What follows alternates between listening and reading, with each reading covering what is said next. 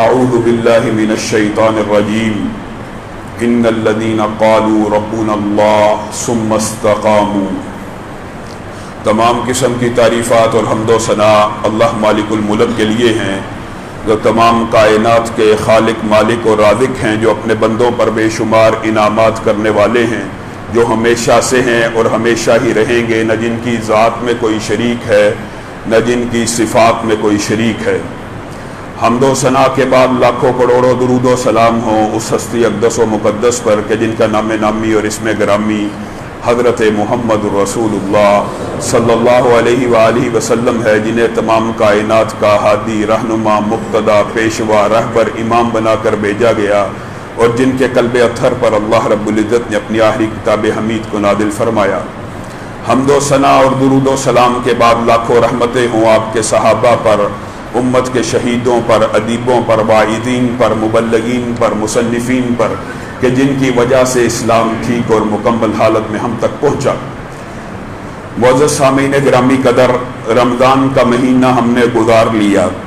رمضان آیا، مسجدیں نمازیوں سے بھر گئی۔ رمضان آیا، دن رات تلاوت ہوئی، روزے رکھے گئے، نیکیوں کے بے شمار اعمال دہرائے گئے۔ لیکن اللہ رب العزت ایمان والوں کی ایک نشانی جو کلام حمید میں بیان کرتے ہیں وہ یہ ہے ثم استقاموا۔ ایمان والا وہ ہوتا ہے جو ایمان لانے کے بعد صرف رمضانی مسلمان نہیں بنتا بلکہ ایمانی مسلمان بنتا ہے، اور اس کے عمل میں استقامت اور مداومت ہوتی ہے، دوام ہوتا ہے، ہمیشگی ہوتی ہے۔ اللہ رب العزت کو ایسا بندہ مطلوب نہیں ہے جو ایک دن ایک رات کے اندر 100 نفل پڑھتا ہو، اگلے دن جب اس کے نامہ اعمال کو کھولا گیا فرض نماز بھی موجود نہیں، پھر اگلا دن آیا، چند دن گزرے، اس کو کچھ ضرورت پڑی اللہ رب العزت سے، اس نے 10 سپارے ایک ہی دن میں پڑھ لیے، 10 رکعت نفل ایک ہی دن میں پڑھ لیے، اور جب اگلا دن آیا تو فرض نماز ہی نامہ اعمال میں موجود نہیں۔ میرے بھائیوں، اللہ رب العزت کو حقیقت بات ہے، کوئی مبالغے کی بات نہیں کر رہا، نہ کسی کی حوصلہ شکنی کر رہا ہوں، جنہوں نے اللہ رب العزت رمضان میں عبادات کی ہیں اللہ ان کو قبول و منظور فرمائے، لیکن استقامت کیا ہے؟ دین کے اندر استقامت اور دوام مطلوب و مقصود ہے۔ امام راغب اصفہانی مفردات القرآن میں استقامت کا جو ایک ترجمہ کرتے ہیں وہ کیا ہے؟ وہ یہ ہے لزوم المنہج المستقیم۔ آپ بتائیے یہ کوئی مولوی کا ترجمہ ہے؟ ایک عربی دان کا ترجمہ ہے جس نے بڑی عرق ریزی کے بعد اس ترجمے کو اپنی کتاب میں لکھا، اور ترجمہ کیا ہے؟ لزوم المنہج المستقیم۔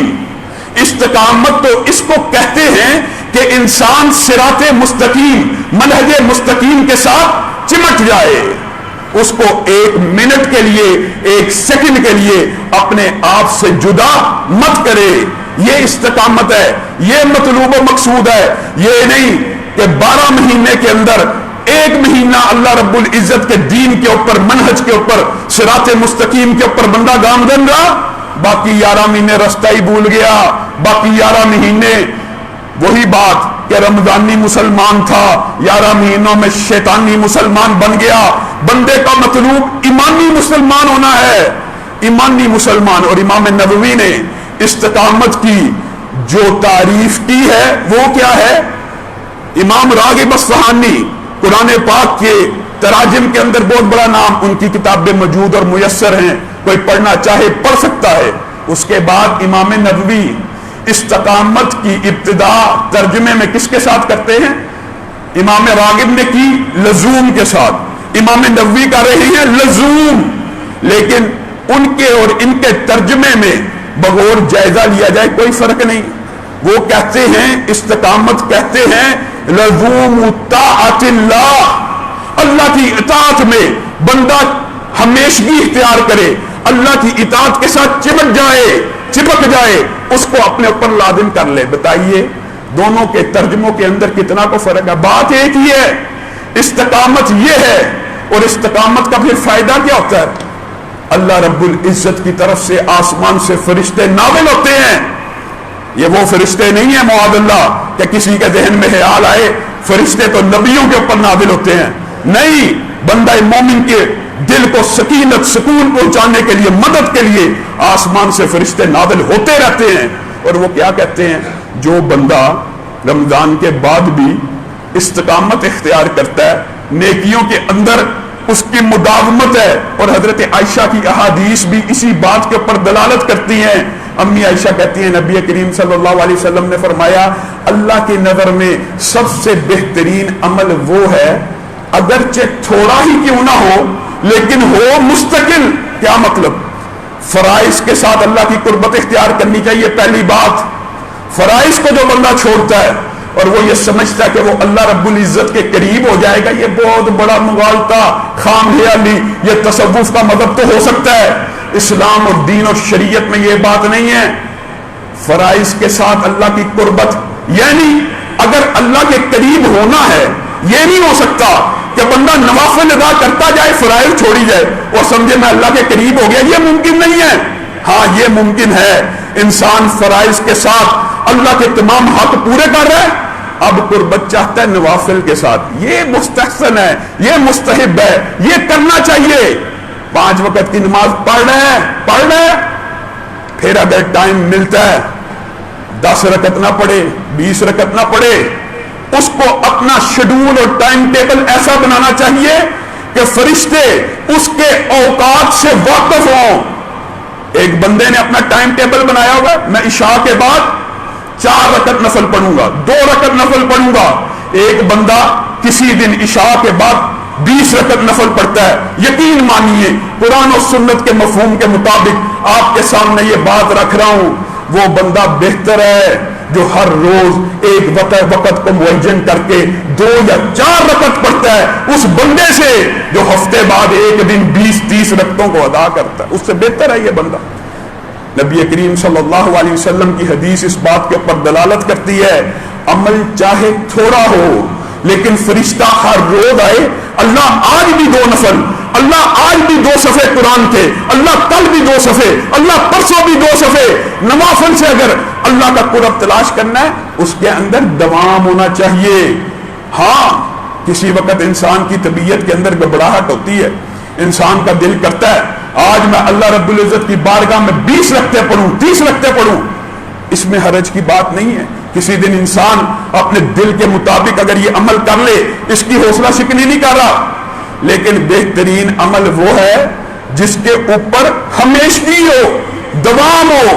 نبی کریم صلی اللہ علیہ وسلم نے ارشاد فرمایا، کتنی عظیم حدیث ہے، کتنی عظیم حدیث ہے. نبی کریم صلی اللہ علیہ وسلم نے کہا آج رات میں نے خواب میں دیکھا میرا رب مجھے خواب میں ملا نبی کریم صلی اللہ علیہ وسلم کو. اور کیا خبر دینے آیا؟ نبی کریم صلی اللہ علیہ وسلم کو کہتے ہیں اللہ رب العزت، نبی کریم بیان کر رہے ہیں، اور انبیاء کی خواب سچی ہوتی ہے اور جو خاص طور پہ ابلاغ کر دی جائے اس کے اندر کسی بھی قسم کا کوئی شبہ نہیں ہوتا. نبی کریم کہتے ہیں میرے رب آج مجھے خواب میں آئے اور انہوں نے مجھے بتایا کہ کفارات کیا ہیں. اللہ اکبر. نبی کریم صلی اللہ علیہ وسلم نے کہا اللہ رب العزت نے مجھے کہا ہے کہ آسمان کے جو برگزیدہ فرشتے، بزرگ فرشتے، مقدس اور متبرک، عام فرشتے نہیں، ان کے سردار فرشتے، ان کے بزرگ فرشتے جن کی عمریں لمبی ہیں، جو اللہ کی عبادت میں عرصہ بتا چکے ہیں، وہ اللہ رب العزت کے ہاں جھگڑا کرتے ہیں. کس بات کے اوپر؟ اس بات کے اوپر کہ اللہ فلاں بندہ اپنے گھر سے نکلا ہے تیری مسجد میں باجماعت نماز کو ادا کرنے کے لیے، اللہ مجھے آسمان سے نازل کر، میں اس کا یہ عمل کتابچے میں درج کر لوں. بتائیے یہ فرائض اگر میں نے اور آپ نے ترک کر دیے اور ہم یہ سوچیں کہ ہم نفلوں کے ذریعے اللہ رب العزت کا قرب تلاش کریں گے، کفارات یہ ہیں کہ مقرب ملائکہ اس بات کے اوپر جگڑتے ہیں اللہ فلاں ابن فلاں اپنے گھر سے باجماعت نماز کی ادائیگی کے لیے نکل چکا ہے، اللہ ہمیں نازل کر دے. ہم صرف یہ کام کرنا چاہتے ہیں اس کے اٹھنے والے قدموں کو گن لیں، اس کے نامہ اعمال میں درج کر دیں. اسی پر بس ہے. فرائض کو ہم نے ہلکا سمجھا ہوا, نوافل کو ہم نے اوپر اٹھایا ہوا. پورا کا پورا معاشرہ ہی اس بات کے اوپر کھڑا ہے. اور نماز تو دین ہے, نماز ٹھیک ہے, فرائض ہوتے ہیں, لیکن غریب کو کھانا کھلا دو, فلاں کا پیٹ بھر دو, فلاں کو کپڑے پہنا دو, اس میں کوئی اعتراض نہیں ہے. لیکن اللہ کی قسم غریب کا پیٹ بھی وہی بھرتا ہے, غریب کو کپڑے بھی وہی پہناتا ہے بالعموم جو اللہ کے فرائض پورے کرتا ہے. یہ جو لبرل اور سیکولر لوگوں کا فلسفہ پھیلایا ہوا نا, مسجد کے اندر صف بچھانے سے بہتر ہے کسی غریب کے تن کے اوپر کپڑا دے دو. ان بندوں نے ساری زندگی کسی غریب کو نہ روٹی کھلائی ہوگی نہ کپڑے پہنائے ہوں گے. ان کی تصویریں آپ سوشل میڈیا کے اوپر دیکھ لیں.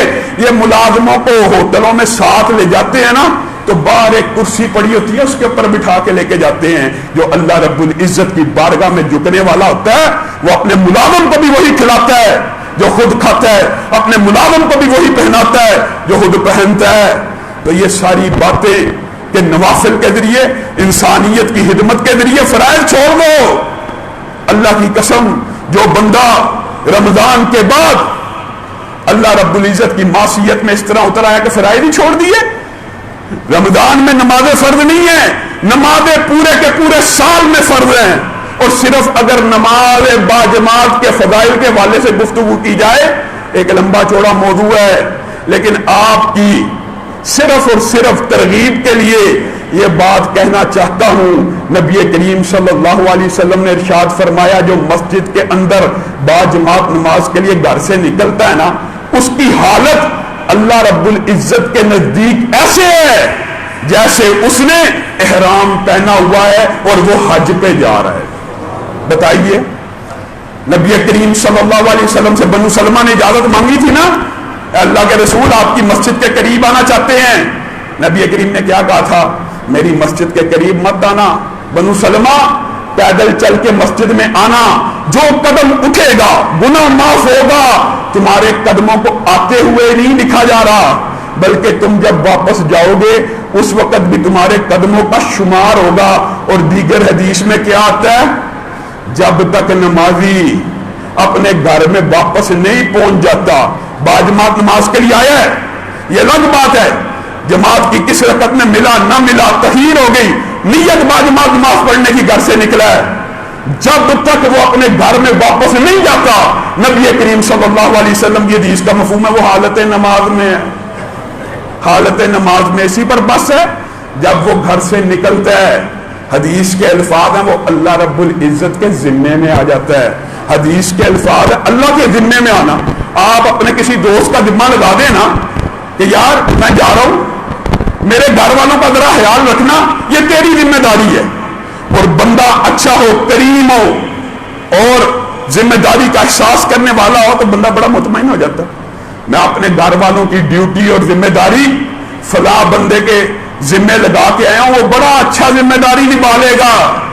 آپ بتائیے اللہ رب العزت سے بہتر کوئی ذمہ داری نبھا سکتا؟ نبی کریم صلی اللہ علیہ وسلم کہہ رہے ہیں جو بندہ باجماعت نماز کے لیے گھر سے نکل پڑا ہے وہ اللہ کے ذمے میں آ گیا ہے.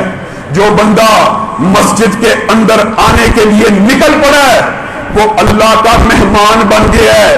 نبی کریم صلی اللہ علیہ وسلم نے ارشاد فرمایا خوشخبری سنا دو, بشارت سنا دو ان لوگوں کو. کن لوگوں کو؟ یقین مانیے رمضان کے اندر 2 نمازیں جس کے ساتھ انسان کا دل خوشی سے بھر جاتا ہے, ایک فجر کی اور ایک عشاء کی. مسجدیں بڑی ہوئی ہیں. انہی 2 نمازوں کے بارے میں نبی کریم صلی اللہ علیہ وسلم نے ارشاد فرمایا صرف رمضان کے لیے نہیں تھی یہ نمازیں میرے بھائیوں, یہ نمازیں پورے سال کے لیے ہیں.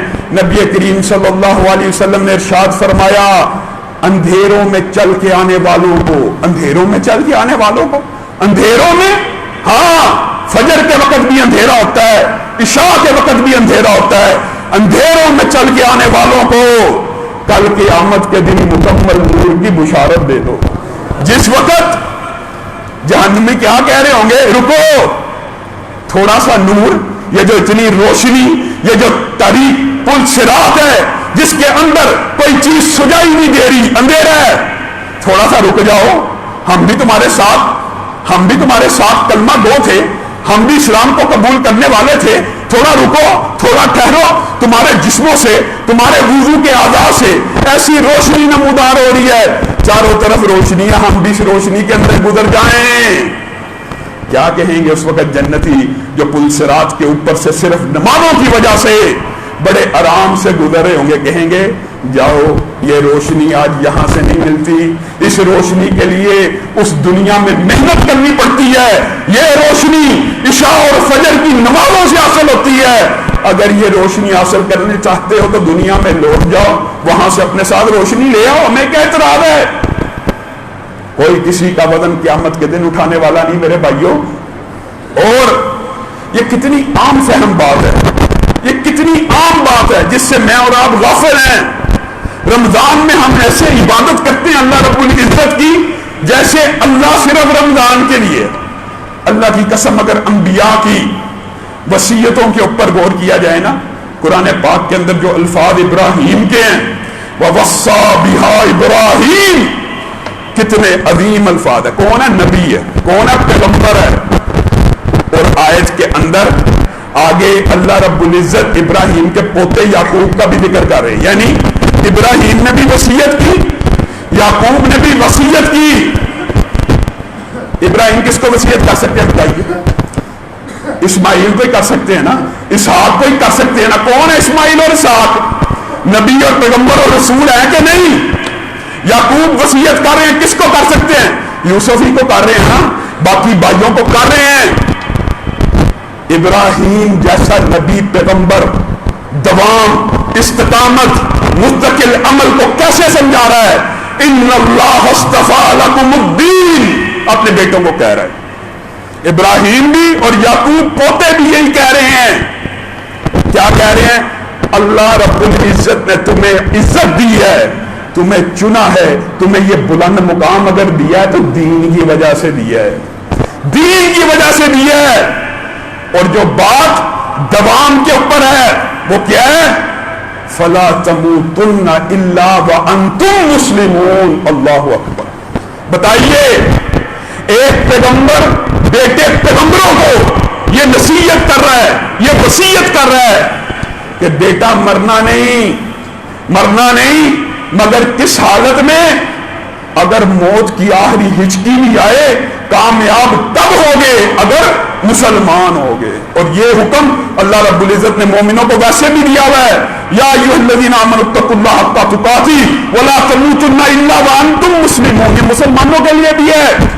لیکن ایک پیغمبر اپنے پیغمبر بیٹے کو یہ وصیت کر رہا ہے، تم نے اسلام کی حالت میں مرنا ہے۔ کس وجہ سے؟ اس سے پیچھے تھوڑی آیت کا اگر آپ مطالعہ کریں نا، سورۃ بقرہ کی آیت نمبر 132 کا، اللہ کی قسم دل و دماغ روشن ہو جاتا ہے۔ اذ قال له ربه اسلم، اللہ رب العزت ابراہیم کو کہہ رہے ہیں اسلم، اسلام کو قبول کر۔ اس طرح نہیں کہ صرف رمضان کا مسلمان ہے، پوری زندگی کے لیے اسلام کے رستے کو اختیار کر۔ کون کہہ رہا ہے؟ اللہ۔ کس کو نصیحت کر رہا ہے؟ پیغمبر کو۔ اذ قال له ربه اسلم قال اسلمت لرب العالمین، اللہ اب اسلام کو قبول کیا ہے تو زندگی کا کوئی لمحہ، کوئی سیکنڈ، کوئی گوشہ ایسا نہیں ہوگا جس وقت آپ کہہ سکیں کہ ابراہیم نے اسلام کو ترک کیا ایک سیکنڈ کے لیے بھی۔ اس کے جواب میں اللہ رب العزت نے ہدایت کیا بخشا؟ ابراہیم کو قرآن پاک کہتا ہے اللہ رب العزت نے خلیل چن لیا۔ کس وجہ سے؟ اس وجہ سے کہ ابراہیم نے یہ ارادہ ظاہر کر دیا تھا، اسلمت لرب العالمین، اللہ آپ نے اگر اسلام قبول کرنے کا حکم دیا ہے تو ابراہیم اپنے اعمال سے ظاہر کر دے گا کہ زندگی کا ایک سیکنڈ بھی ایسا نہیں ہوگا جب تک یہ، جس وقت یہ گردن اللہ رب العزت کے سامنے سرنڈر نہ کی ہوگی۔ تو اللہ نے کہا، اس نیت کی بنیاد پہ اللہ نے ابراہیم کو اپنا خلیل چن لیا۔ لوگوں، کتنی عظمت کی بات ہے صحیح معنوں میں بتلانا۔ میں اور آپ رب کو اپنا خلیل بنا لیں، یہ بھی بہت بڑی بات ہے، یہ بھی بڑی سعادت کی بات ہے۔ یہ بھی کم لوگوں کو نصیب ہوتی ہے کہ بندہ کہ میں نے اپنے رب سے یاری رکھنی ہے، بندہ کہ میں نے اپنے رب کو اپنا خلیل بنانا ہے۔ اور دیکھیے یہ کتنی عظمت کی بات ہوگی کہ رب کہہ رہا ہے میں نے ابراہیم کو اپنا خلیل بنایا ہے. بندہ تو اللہ کو خلیل بنانے کی خواہش کرتا ہی ہے، لیکن اللہ اس پیغمبر کو خلیل بنا رہا ہے. اسی پر بس ہے یوسف علیہ السلام اور ان وصیتوں کا نتیجہ کیا ہوا؟ یوسف علیہ السلام دعا کرتے ہیں توفنی مسلمہ. اللہ اکبر، پیغمبر ہو کے یہ دعا کر رہا ہے اللہ موت دینا تو اسلام کی حالت میں دینا، اللہ ساتھ دینا تو صلحاء کا ساتھ دینا. مجھے بتائیے پیغمبر سے بڑا صالح دنیا کا کوئی ہوتا ہے؟ اس وقت نہیں ہوتا. لیکن اپنے باپ دادا کی وصیتوں کا اثر یہ ہے اللہ سے کہ یہ بھیک مانگ رہے ہیں پیغمبر اور نبی کہ اللہ موت آئے تو اسلام کی حالت میں آئے، اللہ ساتھ ملے مرنے کے بعد تو صلحاء کا ساتھ ملے. میں اور آپ ذرا اپنے گرے بانوں کا جائزہ لیں، ذرا اپنے گرے بانوں میں جھانکیں. رمضان ختم ہونے کے بعد کیا ہم مسلمان بھی باقی رہے ہیں کہ نہیں رہے؟ اللہ کی قسم اسلام اور کفر کے مابین فرق کرنے والی جو چیز ہے وہ نماز ہے، وہی فرق کر دیتے ہیں. وہی باجماعت مسجد میں آنے کے لیے تیار نہیں جو کفر اور اسلام کے مابین فرق کرنے والی چیز ہے. کیا آپ کو نہیں پتا کہ اپنے دل کو جھوٹی تسلیاں دی جاتی ہیں؟ نبی کریم صلی اللہ علیہ وسلم نے کہا میرا دل کرتا ہے مصلی پہ کوئی اور کھڑا ہو میں ان گھروں کو جا کے آگ لگا دوں جن کے مرد گھر میں بیٹھے ہوئے اذانیں سن کے کافر نہیں ہوئے. نماز پڑھنے کا ارادہ ترک نہیں کیا، صرف فرض نماز باجماعت سے غیر حاضر ہوئے ہیں. بات سمجھ آ رہی؟ بندہ مسلم کے اوپر اللہ کی قسم نوافل ادا کرنے چاہیے، صدقہ زکات دینا چاہیے، لیکن کوئی بندہ یہ سمجھتا ہے نا کہ میرے یہ دیگر اعمال میری نماز کی سستی کو کمپنسیٹ کر دیں گے، اس کو خام خیال لیا، اس نے دین کو سمجھا ہی نہیں. کل قیامت کے دن پہلا سوال اگر ہونا ہے تو کس کا ہونا ہے؟ نماز کا ہونا ہے.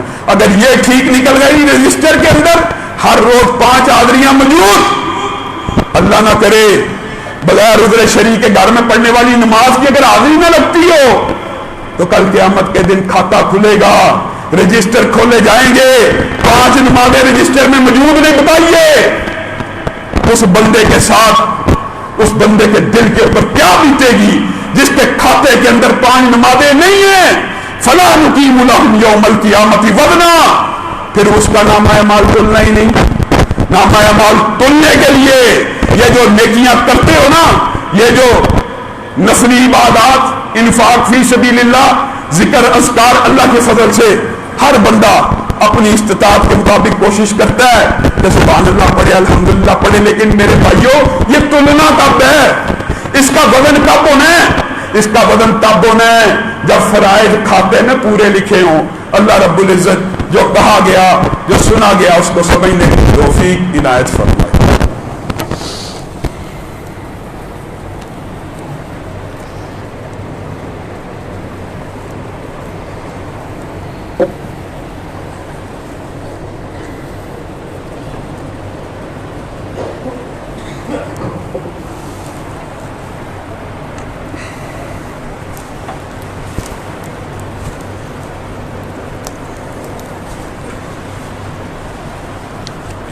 تو نہیں دیکھیں ویسٹ کو ٹپا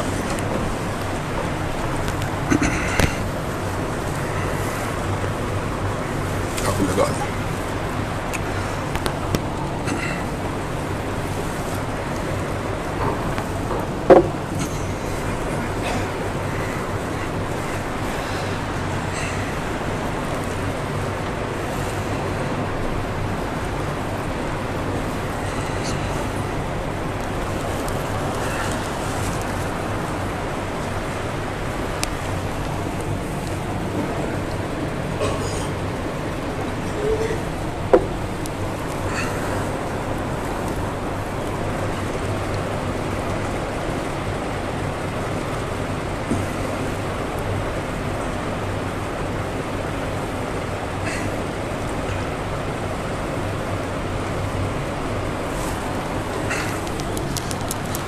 إن الحمد لله نحمده ونستعينه ونستغفره ونؤمن به ونتوكل عليه ونعوذ بالله من شرور أنفسنا ومن سيئات أعمالنا من يهده الله فلا مضل له ومن يضلله فلا هادي له وأشهد أن لا إله إلا الله وأشهد أن محمدا عبده ورسوله أما بعد فإن خير الحديث كتاب الله وخير الهدي هدي محمد صلى الله عليه وسلم وشر الأمور محدثاتها وكل محدثة بدعة وكل بدعة ضلالة وكل ضلالة في النار. معزز سامعین گرامی قدر، انشاءاللہ قبل اس کے کہ ہم سیرت صحابہ کے حوالے سے اپنے خطبات کا آغاز کریں، چند ایک مضامین انشاءاللہ رمضان کے اندر جن کو مکمل نہیں تھا کیا جا سکا اور جن کی ازحد ضرورت ہے ان کو آئندہ آنے والے خطبات میں مکمل کرنے کی کوشش کریں گے. عید کے خطبے کے اندر مصائب کیوں آتے ہیں اور مصائب آنے کے بعد انسان کو کیا کرنا چاہیے، اور کیا کوئی بندہ دنیا میں ایسا ہے جس کے اوپر مشکل اور مصیبت نہیں آتی، اس حوالے سے انشاءاللہ آئندہ آنے والے خطبات میں کوشش کریں گے کہ اس موضوع کو وائنڈ اپ کر کے اپنے سیرت کے سلسلے کو دوبارہ شروع کیا جائے. ابھی جو آپ کے سامنے بات رکھنا مطلوب و مقصود ہے، سب سے پہلے ملک کے اندر 3 مسائل ایسے ہیں جن کے حوالے سے بہت زیادہ گفتگو ہو رہی ہے. ان میں سے نمبر 1، جس بات کو میں آپ کے سامنے متعدد بار رکھ چکا ہوں، مفتی منیب کا اور پوپل زئی کا آپس میں جو اختلاف ہے وہ شہادتوں کے اوپر ہے، نصاب شریعت کے اوپر ہے. رویت حلال کی یعنی مہینہ شروع کرنے کا جو شرعی نصاب ہے قرآن و سنت اور شریعت کے اندر، وہ ایک عادل سکہ گواہ بھی اگر چاند دیکھ لے، ایک عادل سکہ گواہ بھی اگر چاند دیکھ لے تو اس کی گواہی کے اوپر مسلمان روزے رکھیں گے، اس کی گواہی کے اوپر مسلمان عید کریں گے. یہ اختلاف ہے مفتی منیب صاحب کا اور پوپل زئی کا اور اہل علم کا آپس میں شریعت کے نصاب کے اوپر. مفتی صاحب کا موقف یہ ہے کہ ایک گواہ کی گواہی نہیں، میں جمع غفیر کی گواہی کو گواہی مانتا ہوں. یہ ایک علمی نوعیت کا اختلاف ہے آپس میں. اور ایک بات جس کی وجہ سے ہم بھی مفتی منیب صاحب کو یہ بات عرصہ دراز سے کہہ رہے ہیں کہ آپ یہ بات نہ کہا کیجیے میڈیا کے اوپر، علل اعلان ٹی وی کے اوپر بیٹھ کے یہ بات کہنا ایک خاص قوم کے ساتھ بہت بڑا تعصب کی بات ہے کہ یہ کہا جائے خیبر پختونخوا کے پٹھان جھوٹ بولتے ہیں، یہ بات نہیں کرنی چاہیے. یا خیبر پختونخوا کے لوگ جھوٹی گواہی دیتے ہیں، یہ بات بھی نہیں کہنی چاہیے. اس کے اندر ایک قومیت کے خلاف تعصب موجود نظر آتا ہے. آپ یہ کہہ دیں کہ ان کی گواہی سکاہت کے معیار کے اوپر پوری نہیں اترتی، بات میں وزن ہو جائے گا. لیکن یہ کہنا کہ خیبر پختونخوا سے آنے والی ہم شہادت کو مانیں گے ہی نہیں کیونکہ وہ جھوٹ بولتے ہیں، یہ شریعت کے ضابطوں کے خلاف بات ہے. میرے بھائیوں، ہونا کیا چاہیے؟ اس مسئلے کا کیا حل ہے؟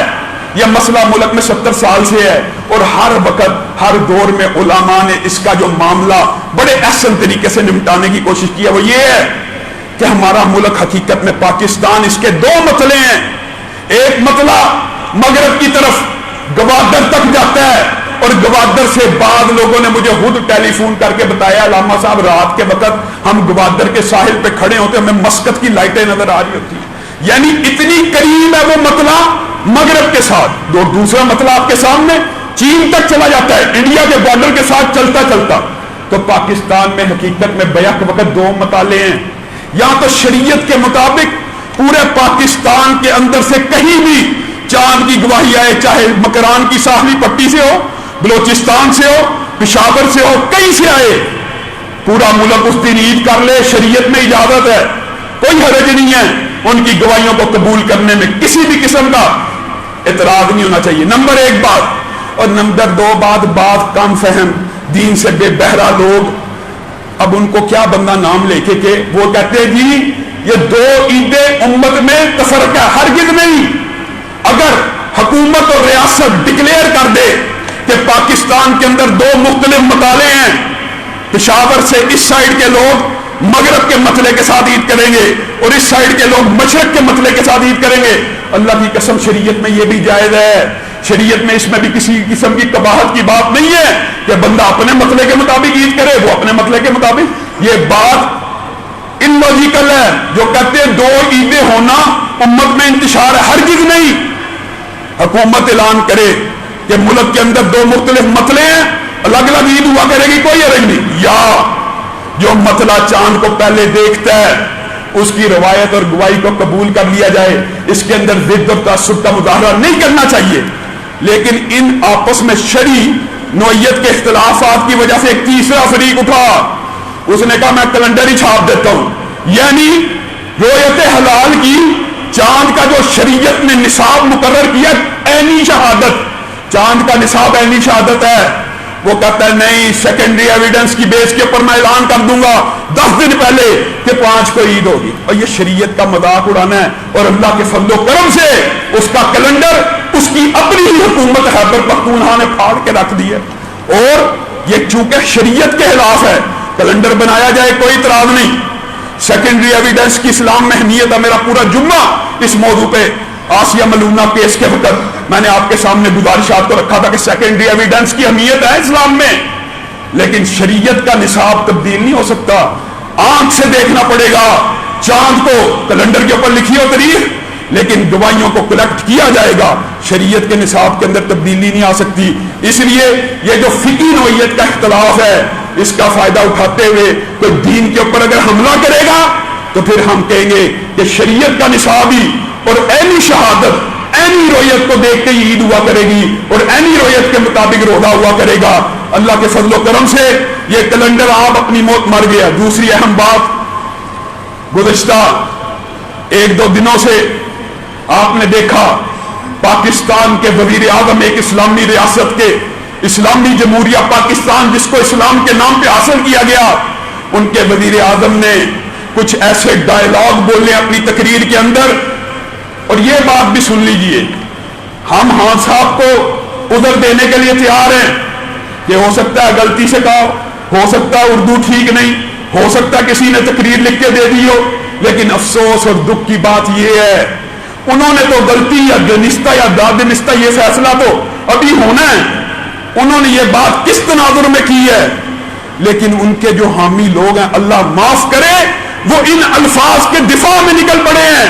اور میرے بھائیوں، اسلام کی تاریخ سے عدم واقفیت اس طرح کے کلمات اور مکالموں کی بنیاد ہوتی ہے۔ آپ کو نہیں پتا بدر کا معرکہ کیسے پیش آیا؟ اللہ کی قسم، نبی کریم صلی اللہ علیہ وسلم نے جنگ کا تو اعلان کیا ہی نہیں تھا، یہ تو ایک تجارتی قافلے کے پیچھے تعاقب کر کے اس کو نقصان پہنچانے کا واقعہ ہے، اور معاذ اللہ اس تجارتی قافلے کے تعاقب کے لیے بھی صرف ابھی جنگ کا اعلان نہیں تھا بدر کے اندر، لیکن صرف تعاقب کا اعلان ہوا کہ یہ جو قریش مکہ ہیں ان کے تجارتی قافلوں کو نقصان پہنچایا جائے تاکہ ان کی معیشت تباہ ہو اور یہ ہمارے سے توجہ ادھر ادھر کر سکے، ہمارے ساتھ ان کا بہتر معاملہ ہو سکے۔ اس قافلے کے اندر شامل ہونے کے لیے بھی جو غزوہ بدر کے لیے ترتیب نہیں تھا دیا گیا، اصلاً کس کے لیے ترتیب کیا گیا تھا؟ ایک قافلے کے تعاقب کے لیے۔ اس میں بھی صحابہ کی جو شرکت اور جذبہ تھا نا، چھوٹے چھوٹے کم عمر کے صحابہ اپنی ایڑیاں اونچے کر رہے ہیں کہ اللہ کے رسول کہیں ہمارا نام نہ کاٹ دیں کہ یہ چھوٹے بچے، اور یہ کہنا معاذ اللہ ثم معاذ اللہ کہ صرف 313 تھے، باقی ڈر گئے تھے۔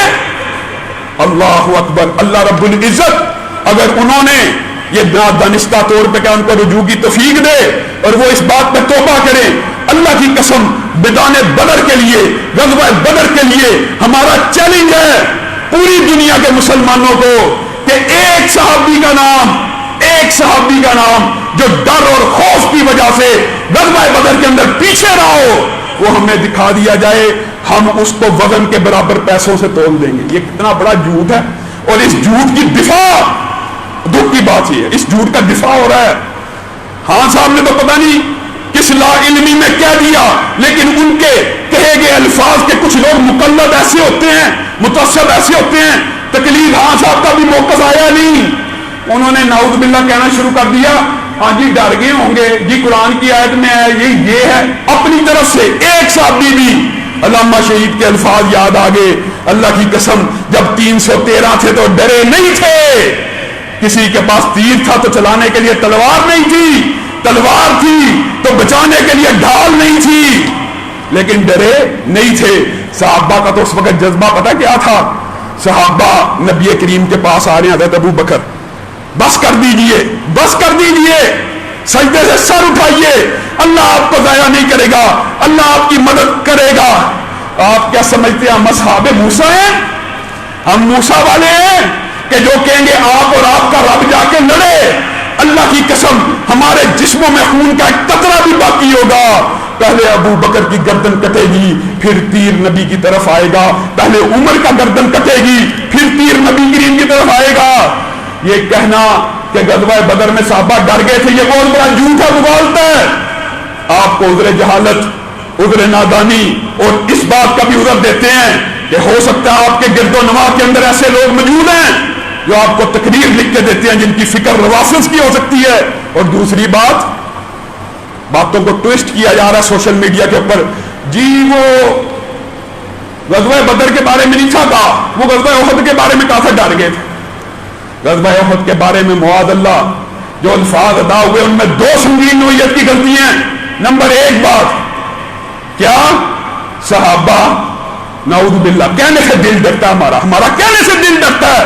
پتہ نہیں یہ کیسی جرأت اور ہمت سوشل میڈیا کے سکالرز کے پاس آ گئی ہے، ان کے مقلدوں کے پاس آ گئی ہے، وہ اس بات کا دفاع کر رہے ہیں معاذ اللہ کہ مال غنیمت کو لوٹ، الفاظ معاذ اللہ پتہ کیا ہے، لوٹ مار ہوتا دیکھ کر صحابہ نے پہاڑ کی چوٹی چھوڑ دی۔ لوٹ مار شرم نہیں آئی جس کے لیے اللہ رب العزت نے قرآن میں پوری سورت کو نازل کیا، اس پوتر پکیزہ طاہر مال کو اللہ رب العزت نے مال غنیمت قرار دیا۔ شریعت میں اس مال کا نام مال غنیمت ہے۔ مال غنیمت لوٹ مار کا مال نہیں ہوتا، مال غنیمت جمع کیا جاتا ہے، لوٹا نہیں جاتا۔ مال غنیمت سمیٹا جاتا ہے، لوٹا نہیں جاتا۔ اور لوٹ مار کا جو مال ہوتا ہے وہ تو ہر بندے کا ذاتی ہوتا ہے۔ مال غنیمت تو امانت ہوتی ہے مسلمانوں کی، مال غنیمت جو جمع کیا جاتا ہے، کیا مال غنیمت کسی شخص کا ذاتی حق ہوتا ہے؟ نبی کریم صلی اللہ علیہ وسلم نے کہا فلاں شخص نے ایک چادر مال غنیمت میں سے لی تھی، ایک چادر جو قیامت کے دن اس کے لیے آگ کی چادر بن جائے گی۔ یہ لوٹ مار، مال غنیمت کو ہاں صاحب سمیٹا جاتا ہے، مال غنیمت کو جمع کیا جاتا ہے، اس کو لوٹ مار نہیں کہا جاتا۔ یہ جو بیانی ہے نا لوٹ مار کا، آج سے پہلے جتنے یہ یہودی عیسائی کفار قادیانی ہے نا، یہ مال غنیمت کو لوٹ مار کہتے ہیں۔ یہ تو یہ یہاں تک بکواس کر دیتے ہیں، غزنوی نے ہندوستان میں حملے کیے تھے لوٹ مار کے لیے، محمد بن قاسم برے صغیر میں آیا تھا لوٹ مار کے لیے، یہ تو ان کا مقدمہ ہے۔ آپ بھی اگر اصحاب رسول کے ساتھ اس طرح کے الفاظ کہیں گے تو آپ کو اللہ سے بھی توبہ کرنی چاہیے، ان بیانوں کی بھی وضاحت دینی چاہیے، اور اپنے ارد گرد جو تقریریں لکھ کے دینے والے ہیں ان کا احتساب کرنا چاہیے کہ انہوں نے آپ کو یہ کیسی پٹی جڑائی ہے جھوٹ کے اوپر مبنی۔ اور دوسری بات یہ کہنا کہ صحابہ نے حکم عدولی کی، یہ بات بھی یاد رکھیے، قرآن پاک کے اندر صحابہ کی ہر غلطی کو اللہ رب العزت نے معاف کر دیا ہوا ہے۔ اللہ رب العزت نے معاف کیا ہے، وَكُلًّا وَعَدَ اللَّهُ الْحُسْنَى، ہر صحابی جنتی ہے، ہر صحابی کے لیے رضی اللہ کا خطاب ہے۔